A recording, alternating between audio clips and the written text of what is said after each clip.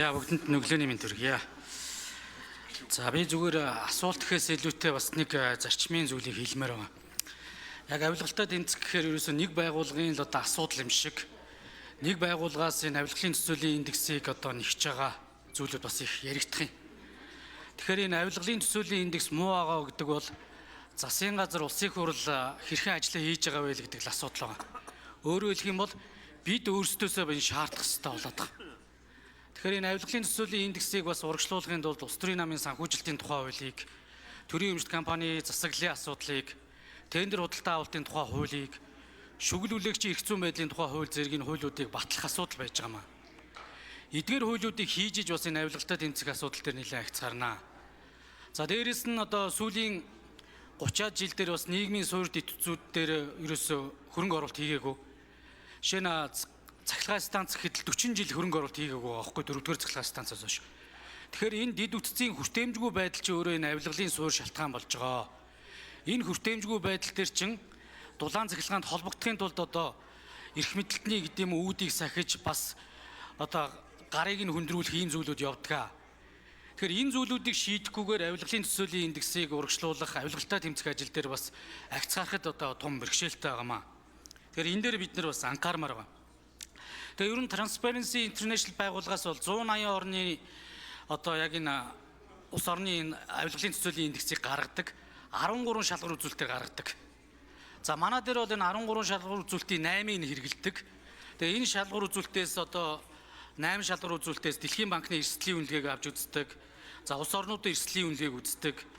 За эргээд Дэлхийн өрсөлдөх чадварын төвийн удирдах ажлын төсөөллийг үздэг. Хуульд дээдэх ёсны индексийг үздэг. Гих зэрэг ийм 8 шалгуур үзүүлэлтийг авч үздэг. Тэгэхээр энэ 8 шалгуур үзүүлэлтийг авч үзчихийж энэ авилгалын төсөөлийн индексийг гаргад юм шүү гэдэг зүйлийг бас хэлмээр байна. Тэгэхээр энэ хууль хяналтын байгууллагын оролцоо ерөөсөө энэ төсөөлийн индексийг ерөөсөө 13% эзэлдэг. Бусад асуудлууд нь ерөөсөө макро эдийн засгийн асуудлууд байгаа, хууль эрх зүйн орчнууд байгаа, улс төрийн доктортой байдлын асуудлууд байгаа байхгүй юу? Тэгэхээр бидэд авилгалын төсөөлийн индексийг урагшлуулыг бол иргэдийн үндсэн эрх чөлөөг хэрхэн яаж хамгаалж байгаа юм бэ гэдэг асуудлаа сайд шийдэх ёстой. Улс төрийн доктортой байдал хүч эрхийллийг одоо шийдвэрлэж байгаа байдлаа бид нар анхаарах ёстой. Төрийн үйлчлэгийн үр нөлөө бүтээмжийн асуудлыг бидэд сайжруулах ёстой. За хууль дээдлэх ёсыг сайжруулж иж энэ авилгалын төсөөлийн индекс урагшилнаа. Түүнээс биш зөвхөн авилгалтай тэмцэх газраас бүх зүйлүүдийг нэхэд энэ зүйл урагшилдгүй гэдэг зүйлийг би бас ингээд энэ тушаамд хэлмээр байгаамаа. Тэгээ бидэд бас энэ сэтгэлгээний өвч гэсэн өөрчлөгдмөр байна. Үр хүүхдүүдэд хүмүүжүүлэхдээ үржил хүний доор битээ ороороо гэдэг бол гэж л хэлээд байдаг. Яг эцсийн нүндээ хүн төвгүй одоо амьдрах арга ухааныг заадаг байх ёстой. За эргээд ийм зүйлийг хийвэл би чамд ийм зүйлийг өгнө, чихэр өгнө ч гэдэг юм үр хүүхдүүдэд хүмүүжүүлдэг. Тэрнээс биш ийм зүйлийг чи сайн хийсэн байна. Ийм зүйлийг дүрмийн дагуу хийсэн байна. Ийм зүйлийг чи бусдад тусалж хийсэн байна гэдэг зөвлөр үр хүүхдүүдэд урамшуулж иж энэ сэтгэлгээний буюу буруу зүйлтэй эвлэрэхгүй байх хандлагат сууд юм а. Тэгэхээр энэ хууль эрх зүйн орчин, энэ талын оролцоо, энэ хуулийн хэлтийн байгууллагыг ажиллах бүрэн болцоо төсөв санхүүг нь бүрдүүлэх.